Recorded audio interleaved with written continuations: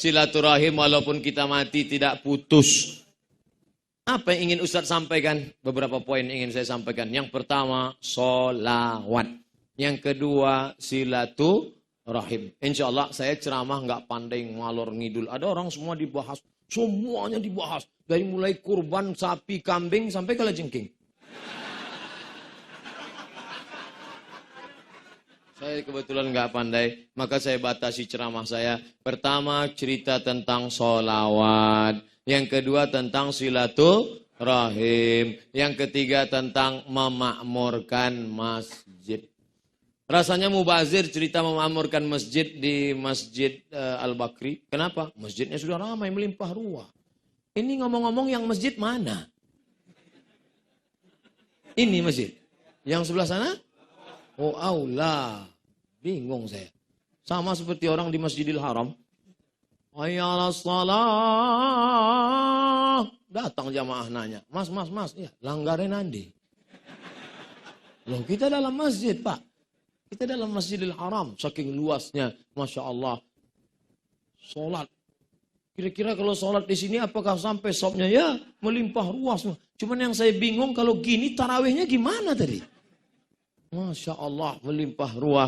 Insya Allah, kalau sudah anak-anak melihat ini, saya yakin dan percaya 20, 30, 50, 100 tahun akan datang, masjid ini akan tetap tegak menjadi tempat beribadah kepada Allah SWT. Jangan lupa, kalau masjid tidak kita makmurkan, masjid tidak kita jaga, maka na'udzubillah, kurang hebat apa masjid yang ada di Andalusia, Spanyol. Saya tanya, kamu tahu Andalusia? Enggak. Andalusia enggak tahu? Enggak. Real Madrid Barcelona tahu? Real Madrid Barcelona itulah Andalusia, Mas Bro. Andalusia nama Islamnya. Ketika datang seorang perempuan bernama Ratu Isabella, habis umat Islam rata dengan tanah, lari pontang-panting, sebagiannya lari ke Maroko, Mesir, Libya, Tunisia, Aljazair, Maroko, Samudra Atlantik, Real Madrid, Barcelona. Lari mereka menyeberang laut. Makanya sebagian orang Maroko yang di utara itu matanya biru, rambutnya pirang, kulitnya putih, hidungnya mancung. Kenapa? Menyeberang dari Eropa. Rata dengan tanah. Begitulah kalau kita lemah. Makanya harus kita jaga masjid kita. Jangan sampai diambil apapun. Dengan cara apa? Dengan cara memakmurkan dengan sholat berjamaah. Tarawih di masjid, witir di masjid, i'tikaf di masjid, tahajud di masjid. Tadarus di masjid, tausiah di masjid, tidur pun di masjid. Ada sebagian tidur. Masuk kita jam 1, jam 2 siang ke masjid, buka pintu, bergelimpangan korban tsunami. Pakai seragam PNS lagi. Pas dibangunkan, Pak, bangun.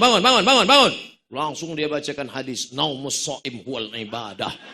Tidurnya orang puasa adalah ibadah. Hah? Itu hadis tidak dipakai untuk motivasi tidur siang. Sudahlah tidur siang di masjid, telungkup di sajadah. Ngences pas tempat sujud. Nanti malam orang mau iktikaf, sujudnya lama. Karena Ustadz ceramah, aqrabu ma yakunul abdu min rabbihi wa huwa sajid. Seorang hamba paling dekat dengan Allah ketika dia sujud. Fa'aksiru fihi doa. Perbanyaklah doa ketika sujud. Allahu Akbar. Imamnya khusyuk, sajadahnya harum. Makmum di belakang nahan napas. Allahu Akbar. Alhamdulillah. Makanya kalau terpaksa juga harus tidur di masjid, jangan telungkup, telentang. Pak Ustadz, saya telentang pun ngences juga. Astagfirullah. Yang telentang ngences, beli Pampers. Parah itu tidur ngences. Ini menjaga adab-adab masjid. Kita jaga, kita muliakan. Sendal takut hilang, beli gembok. Letakkan di sana satu, di sana satu. Insya Allah enggak hilang. Kalaupun hilang, hilang satu.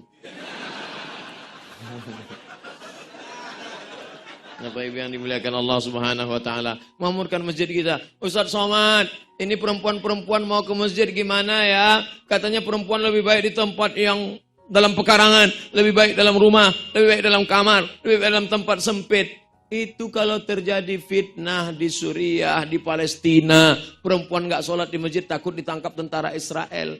Tapi di daerah kawasan Masjid Al-Bakri, apa ada tentara Israel?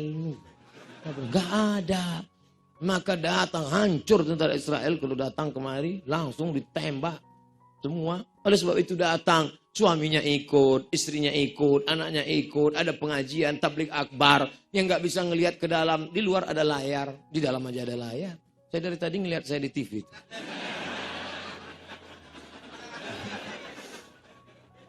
Oleh sebab itu maka bawa ke masjid. Hai para laki-laki, kalian punya tanggung jawab 5 kepada istri kalian dan anak kalian. Beri mereka makan, sudah.